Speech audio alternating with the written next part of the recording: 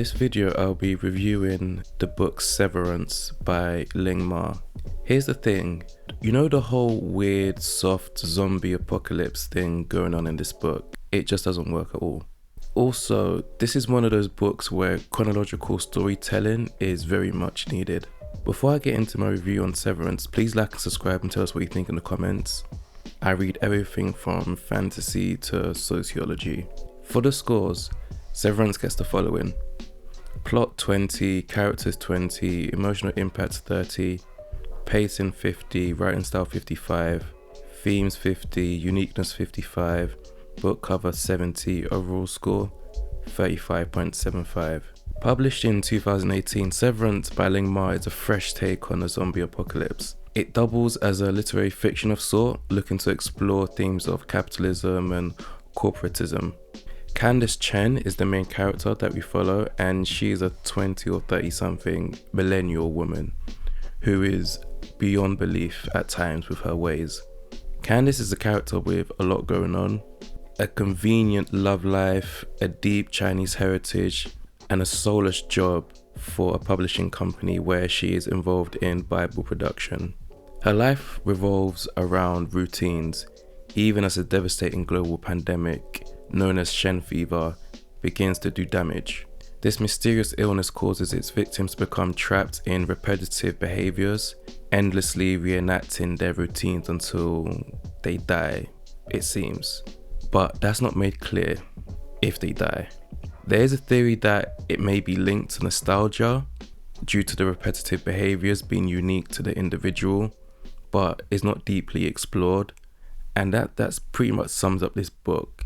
Themes not being deeply explored. As society collapses, Candice initially remains in New York, documenting its eerie descent into silence through her blog. Eventually, she somehow joins a group of survivors led by an oddball called Bob, who leads them to a safe haven called the Facility. Severance times hops between Candice's life before and after the pandemic, weaving in a story about her identity and her parents and her struggles. Ma's prose are sharp, laced with dark humor, and unflinchingly honest about the absurdities of modern life, especially as it pertains to work. Severance is not just a survival story or even a satirical story, it's a mediation on what it means to live in a world obsessed with productivity, even in the face of catastrophe. And this is all explored through Candice's eyes. But I didn't like this book. But let me start off with the good things with this book, because it's a weird book and the review's gonna go downhill after this section. Ling Ma, much like Sally Rooney, does not use quotation marks during dialogue.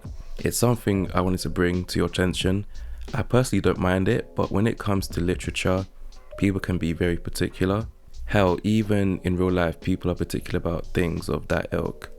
But for some reason, I like books that do this, to be honest. I don't know why. Maybe because I'm not attached to speech marks or anything like that. There is a point in the middle of the book, in chapter 15, where we follow the lives of Candice's immigrant parents. We learn more about why they were in America in the first place, and how, as Chinese immigrants in Utah, they struggle to settle in. What is wild is that this is the best part of the book, in my opinion. I love the way Ma chronicles their struggles. More importantly, it blends well to really flesh out Candice as a strong main character. We'd learned about Candice's parents throughout the book up to that point, so it didn't feel like a random exploration. It was already well established that her parents played a significant role in her life. Ma's prose are actually pretty good in this book, and the pacing is fairly normal. It picks up between the second and the third act of the book, but the first half of this book is low-key dull, and again, this book needs to be reorganized, but I'll get onto that later. I do like the main character, Candice, in the story. I thought Ma did a good job making her a well-rounded millennial woman with a lot of inner conflict, baggage, regret, and internal confusion. She definitely feels like a real person, so kudos to Ling Ma on that aspect of the book. But as I said, not all of this book is good.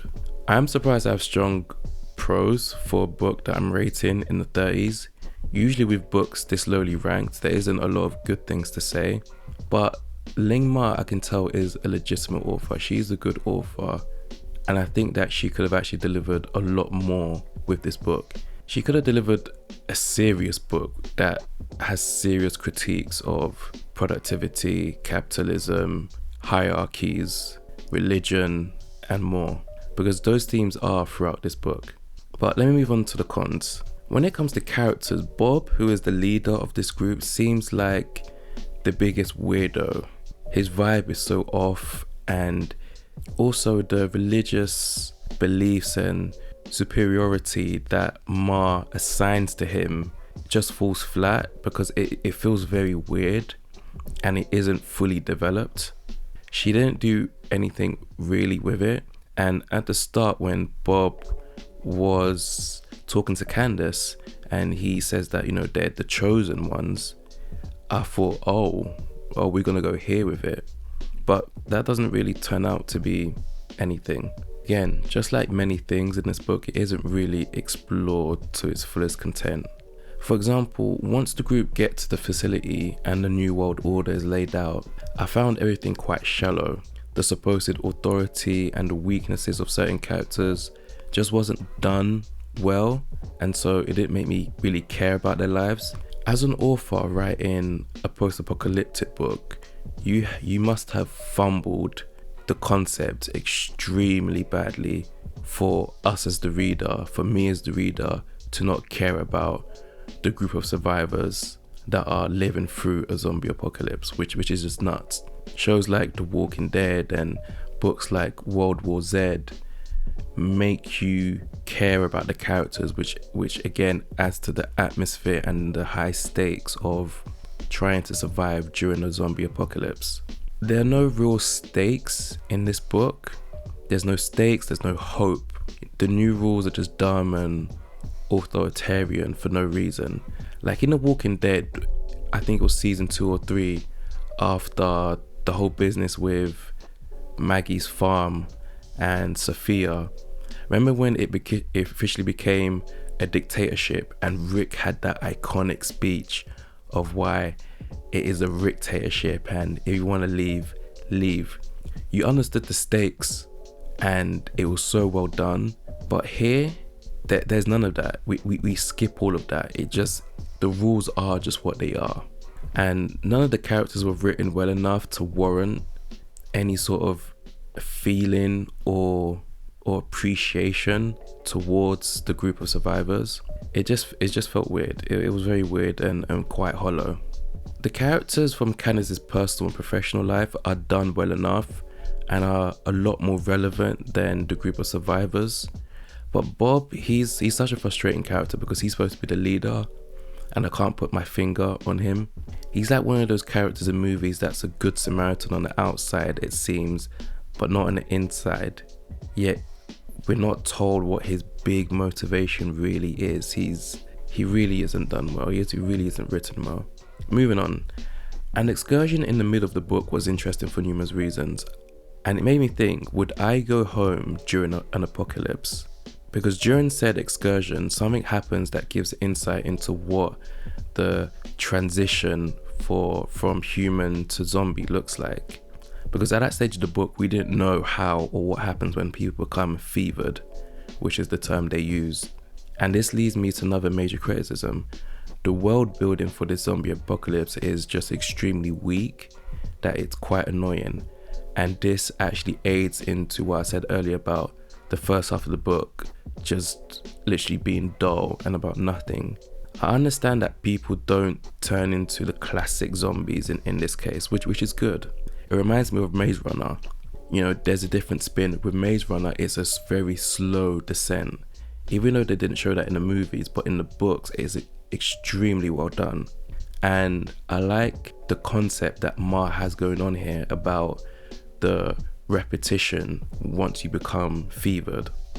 But this is set in New York City, and atmospherically, the whole apocalypse is very weak and very strange. This may be due to the fact that we're spending so much of this book getting to know Candace's backstory, so much so that we don't actually explore the crisis properly. And I felt this way, for the first 50% of this book.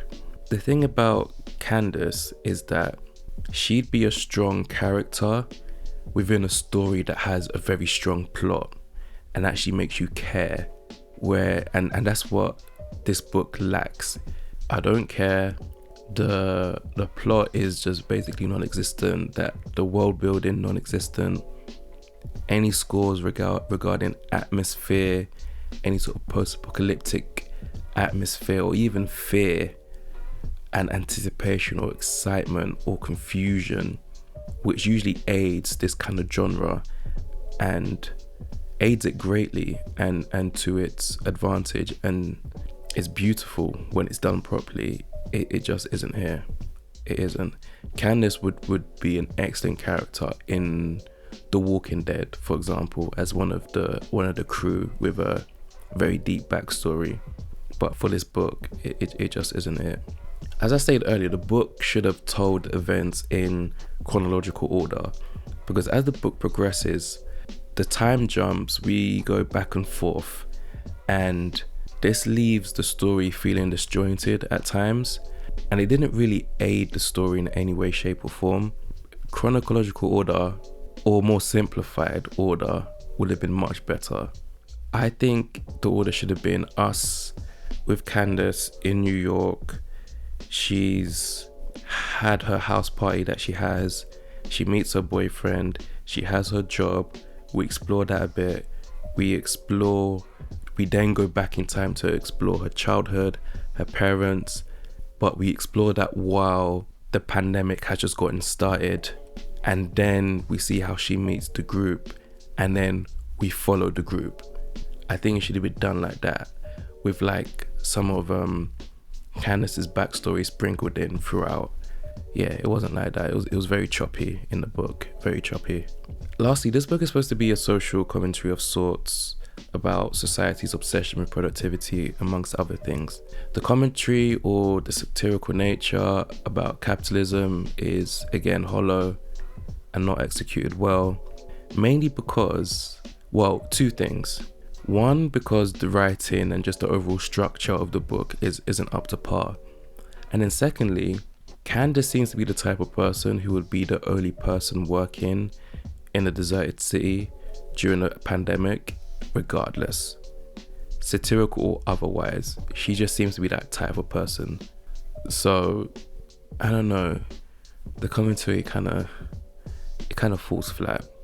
I wouldn't recommend this book, and to be honest, this was a disappointing read because I was looking forward to it. On the screen right now is a playlist of my other book reviews. There'll be something there for you, I guarantee it. Thank you for watching. Thank you for listening.